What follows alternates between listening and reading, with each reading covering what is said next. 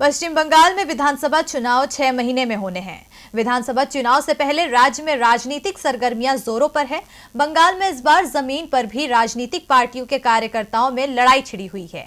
BJP तो यहां तक मांग करने लगी है कि चुनाव से पहले बंगाल पुलिस को दूर रखा जाए। दूसरी ओर ममता बनर्जी बीजेपी को राज्य में जगह देने को तैयार नहीं है। इन सब के बीच मामला चुनाव आयोग तक पहुंच चुका है। तो आज दिन भर बंगाल में क्या क्या हुआ, देखिए इस रिपोर्ट में। बंगाल की 294 सदस्यीय विधानसभा के लिए चुनाव होने हैं। इस बार राज्य में मुख्य मुकाबला सत्ताधारी टीएमसी और बीजेपी के बीच माना जा रहा है। लेफ्ट और कांग्रेस भी गठबंधन कर राज्य में मजबूत विकल्प देने की तैयारी में है।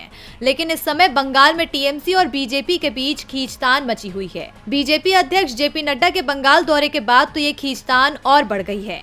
बीजेपी का दावा है कि नड्डा के काफिले को टीएमसी के लोगों ने निशाना बनाया, लेकिन टीएमसी इसे बीजेपी का अंदरूनी मामला बता रही है।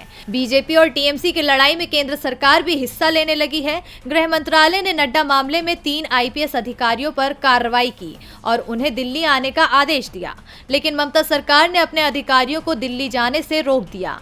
अब ये मामला भी कोर्ट जाता दिख रहा है। इस बीच आज बीजेपी नेता दिल्ली में चुनाव आयोग के दफ्तर पहुंचे और बंगाल के हालत को देखते हुए वहां केंद्रीय बल की तैनाती की मांग की। पार्टी नेताओं का दावा है कि टीएमसी के शासन में विपक्षी दलों को प्रचार भी नहीं करने दिया जा रहा है।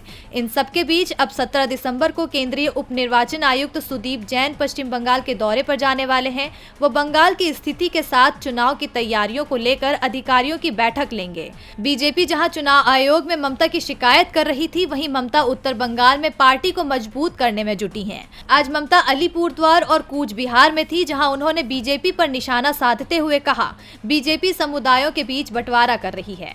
ममता ने बीजेपी के गुजरात मॉडल को चुनौती दी और कहा कि बंगाल का विकास बंगाली ही करेगा, कोई बाहरी हमें नसीहत ना दे।